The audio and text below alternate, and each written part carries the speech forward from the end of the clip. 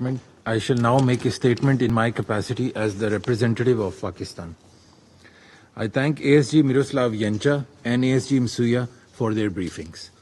Pakistan remains deeply concerned by the continuing hostilities and devastating consequences of this conflict, particularly its humanitarian dimensions. Into its fourth year now, this conflict has exacted a harrowing human cost, with millions displaced, lives and livelihoods shattered, and widespread civilian infrastructure damaged. Its protracted nature has vividly laid out that war spares no one, and its effects threaten peace and stability far beyond the region. It is unfortunate that despite the diplomatic efforts at the start of the year, including Security Council Resolution 2774 and multiple limited ceasefire understandings, tangible progress has remained elusive.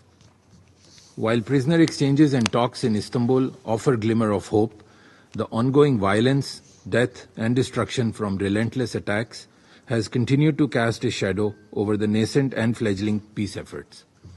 It is imperative that the echoes for peace must be heard. Peace in Ukraine is long overdue. The calls for ending this conflict should not be allowed to be muted by the continued drums of war. In this context, Pakistan reiterates the following urgent imperatives. First, the protection of civilians is a must.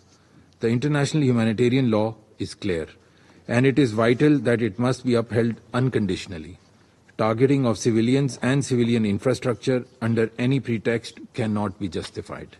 Second, military solution and continued escalation is akin to pursuing a dead end.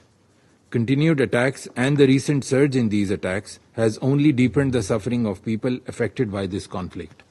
Sustainable peace demands de-escalation, ceasefire, and unwavering commitment to dialogue. Third, peaceful settlement must be our Lord Star. That is our commitment expressed in Resolution 2788 adopted earlier this week. Diplomacy is the only path forward. We welcome the talks between the Russian Federation and Ukraine. These, however, must translate into tangible de-escalation, and steps such as prisoner swaps should catalyze broader political negotiations aimed at ending this conflict. Pakistan has been a consistent advocate for peace. From the very outset, we have called for de-escalation and giving primacy to dialogue and diplomacy. Only a sincere and meaningful dialogue which addresses security concerns of all sides, is anchored in the principles of UN Charter and international law, and respects the relevant multilateral agreements can help lead to peace that is just and enduring. Pakistan stands ready to support all regional and international efforts that pave the way for a peaceful resolution of the Ukraine conflict. I thank you.